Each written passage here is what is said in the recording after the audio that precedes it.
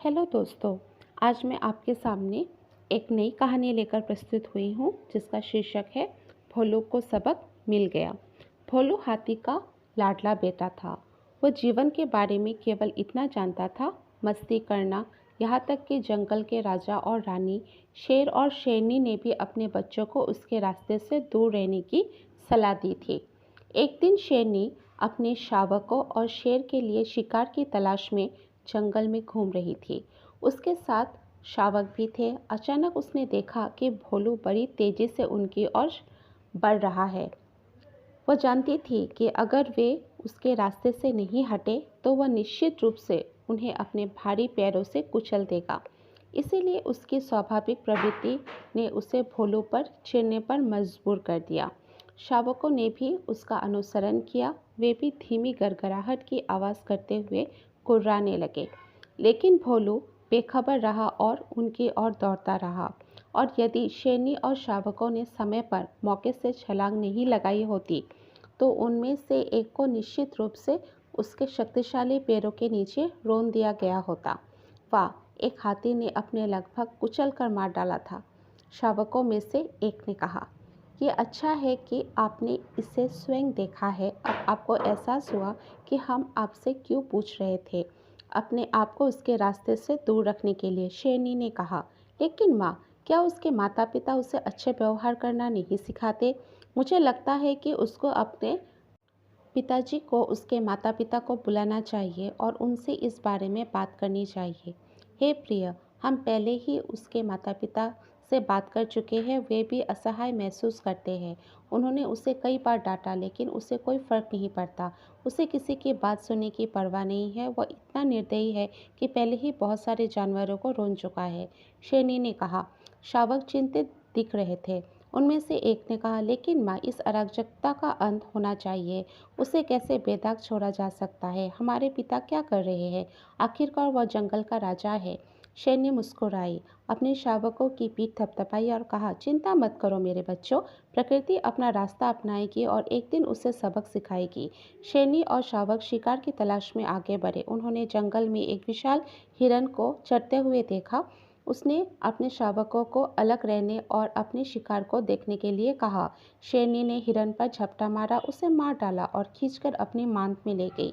शावक पूंछ उठाकर उसके पीछे पीछे चलने लगे। शेर, शेरनी और शावकों का पेट भर गया। बाद में शावकों ने इस विषय पर चर्चा की और दोनों ने एक स्वर में कहा कि भोलू हाथी की गतिविधियों पर अंकुश लगाना बहुत ज़रूरी हो गया है। शेरनी ने इसे लेकर अपनी चिंता भी जाहिर की। आखिरकार ये निर्णय लिया गया कि भोलू हाथी को छोड़कर जंगल के सभी जानवरों की एक बैठक बुलाई जाए और मामले का फैसला हमेशा के लिए एक बार कर दिया जाए। अगले दिन बैठक हुई और समस्या समाधान के लिए लेम को सबके सामने रखा गया। सबसे पहले नानी बकरी सामने आई और बोली कि कुछ दिन पहले भोलू हाथी ने उसके बच्चे को मार डाला था। इसी तरह अन्य जानवरों ने भी शिकायतें की, लेकिन किसी ने भी कोई समाधान नहीं निकाला। शेर ने कहा, मुझे इन सब घटनाओं की जानकारी है, लेकिन मुझे एक समाधान चाहिए। कृपया मुझे बताइए, यदि आपके पास कोई है। तभी चिंटू बंदर आगे आया और बोला, मेरे पास एक उपाय है, लेकिन मैं इसका खुलासा नहीं करना चाहता। सर, मैं इसे अपने दम पर निष्पादित करना चाहता हूँ। लेकिन ऐसा क्यों है कि आप अपनी योजनाओं का खुलासा नहीं करना चाहते? क्या ऐसा है कि आपको हम पर भरोसा नहीं है? शेर ने गुस्से से कहा, नहीं नहीं, ऐसा नहीं है। मुझे आप सभी पर पूरा भरोसा है, लेकिन एकमात्र जिस पर मुझे कोई भरोसा नहीं है वह पिंकी लोमड़ी है। चिंटू बंदर ने कहा, वह सबसे गंदी है जंगल में रहने वाला प्राणी। जब भी हम भोलू हाथी को फंसाने और सबक सिखाने की योजना बनाते हैं तो पिंकी लोमड़ी द्वारा इसे लीक कर दिया जाता है। वह खुद जाकर भोलू हाथी को हमारी योजना बताती है और उसे सतर्क कर देती है। लेकिन ऐसा क्यों है? ऐसा करने में उसका क्या व्यक्तिगत हित है? हम वास्तव में नहीं समझते, सभी जानवरों ने उत्सुकता से कहा। उसके पास है, आप जानते हैं, हाथी मांसाहारी नहीं होते हैं। यदि भोलू हाथी विभिन्न जानवरों के बच्चों को कुचलकर मार देता है तो इसका लाभ उसे नहीं होता है, लाभ पिंकी लोमड़ी को होता है। हर दिन एक हम में से कुछ युवा मारे जाते हैं और उसे बिना कुछ किए उन पर दावत करने का मौका मिलता है और ये उनका निजी हित है। चिंटू बंदर ने पिंकी लोमड़ी की ओर ठंडी नज़र डालते हुए कहा, ये जानवर शेर यह सुनकर शेर बहुत क्रोधित हो गया और पिंकी लोमड़ी के भागने से पहले ही उस पर झपटा और उसे मार डाला। उन्होंने कहा, चिंटू, मुझे खुशी है कि तुमने हम सबके सामने गद्दार को बेनकाब कर दिया, और मैं इससे भी ज़्यादा खुश हूँ कि तुम्हारे पास भोलू हाथी को सबक सिखाने की योजना है। मैं तुम्हें हर आज़ादी देता हूँ। बताओ, तुम अपनी योजना पर कब अमल करोगे? सर, ये कल हो जाएगा, चिंटू बंदर ने आश्वासन दिया। भोलू हाथी उस रास्ते से गुजरता था जिस रास्ते में एक बरगद का पेड़ था। इस पेड़ पर चिंटू बंदर रहता था। आज जब भोलू हाथी हमेशा प्रसन्न मुद्रा में जा रहा था तो ऊपर से पेड़ की एक शाखा से चिंटू बंदर ने आवाज़ दी, हेलो फैटी, कहाँ जा रहे हो? जब से वह किसी को समझने की उम्र में पहुंचता है तब से यह पहली बार था उन्हें इस पर संबोधित किया गया। वह अचानक रुका और गुस्से से ऊपर देखने लगा। उसने देखा कि चिंटू बंदर पेड़ की एक शाखा पर बैठा मुस्कुरा रहा है।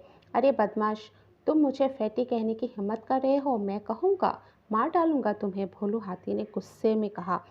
तुम मुझ तक पहुंच भी नहीं सकते, चिंटू बंदर ने कहा उपहास करते हुए। इससे भोलू हाथी बहुत क्रोधित हो गया। वह पहुंच गया जिस शाखा पर चिंटू बंदर था उसके सुर से। चिंटू उस शाखा से ऊंची शाखा पर कूद गया, लेकिन भोलू हाथी इसका क्रोधित हो गया था कि उसके क्रोध ने उसको लगभग अंधा कर दिया था। पेड़ की शाखा पर लटके बड़े मधुमक्खी के छत्ते को नज़रअंदाज कर दिया। उसने शाखा को अपनी सूंड से पकड़ा और उसे तोड़ने के लिए एक जोरदार झटका मारा, लेकिन इससे पहले कि पेड़ की शाखा टूटती, मधुमक्खी के छत्ते में मौजूद मधुमक्खियों को जोरदार झटका लगा। वे बहुत नाराज़ हुए। मधुमक्खियों का झुंड छत्ते से उड़कर भोलू को डंक मारने लगा। यह उनके लिए फिर से एक नए तरह का अनुभव था। वह दर्द से चिल्लाया और जंगल में तालाब की ओर भागने लगा। हर तरफ हजारों मधुमक्खियां उसे डंक मार रही थी। आखिरकार उसे समझ नहीं आ रहा था कि क्या किया जाए, और बहुत परेशान होकर उसने तालाब में छलांग लगा दी। उसने तालाब के तल को छुआ और कुछ देर के लिए अपनी सांस रोक ली, लेकिन जब पानी के अंदर उसका दम घुटने लगा तो वह सांस छोड़ने और हवा लेने के लिए पानी की सतह से ऊपर उठा। लेकिन जैसे ही वह सामने आया, मधुमक्खियों ने उसे फिर से डंक मारना शुरू कर दिया। वह फिर से पानी में डूब गया, खुद को डंक से बचाए, लेकिन फिर वही हुआ। जैसे ही वह सामने आया, मधुमक्खियों ने उसे डंक मारना शुरू कर दिया। वह उसके जीवन में पहली बार था कि उसे जंगल के जानवरों के गुस्से का खामियाजा भुगतना पड़ रहा था। कोई रास्ता न देखकर भोलू रोने लगा। वह तालाब से बाहर आ गया और वह शेर, शेरनी और बच्चों सहित जंगल के सभी जानवर तालाब के पास इकट्ठे हो गए थे। गोलू आंखों में आंसू लिए अपने पिछले पैरों पर खड़ा हो गया। उसने अपनी सुर ऊपर उठाते हुए प्रार्थना की, भगवान के लिए कृपया मुझे इन मधुमक्खियों से बचा लीजिए, वे मुझे मार डालेंगी। चिंटू बंदर ने मधुमक्खियों से भोलू को न काटने के लिए कहा। तब शेर ने कहा, भोलू, आज तुमने जो झेला है वह अन्य जानवरों द्वारा इतने दिनों में झेले गए हालत का केवल 1000वां हिस्सा है, और तुमने पहले ही रोना शुरू कर दिया है। तुम्हें बख्शा जाएगा बशर्ते कि तुम अपनी अशिष्टता के लिए माफ़ी मांग लो। तुम ये भी वादा करना होगा कि तुम अभी से बदल जाओगे, भविष्य में किसी को ठेस नहीं पहुंचाओगे। भोलू अब एक बदला हुआ प्राणी है। वह इस बात का ध्यान रखता है कि उसकी वजह से किसी को ठेस ना पहुंचे। वह एक सच्चे बड़े भाई की तरह छोटे जानवरों को भी आनंद देता है। धन्यवाद।